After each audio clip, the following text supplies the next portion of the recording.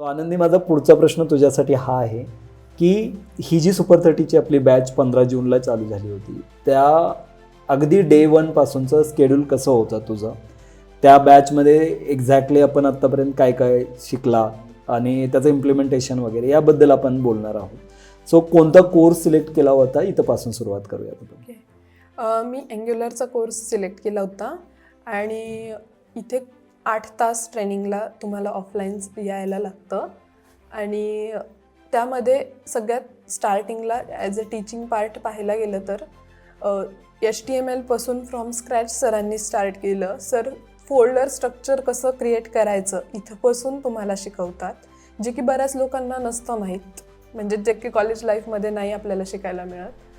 तर तिथपासून ते आता सध्या रिसेंटली जावाच्या टेस्टपर्यंत सरांनी जावास्क्रिप्टच्या टेस्टसुद्धा घेतलेल्या आहेत आणि आता अँग्युलर आणि Node.js सुरू आहे.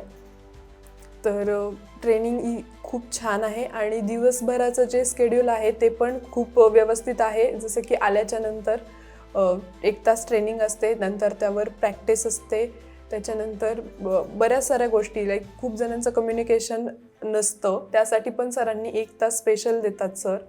सॅटर्डे संडे त्यासाठी वेगवेगळे सेशन्स ठेवतात, लोकांना बोलवतात आणि कसं आपण मोटिवेट व्हायचं किंवा आपल्याला जर काही अडचणी आल्या तर त्याच्यासाठी पण सर खूप आपल्याला इन्स्पायर करतात. सो प्लेसमेंटसाठी प्रोजेक्ट्स करणं खूप गरजेचं आहे. Project implementation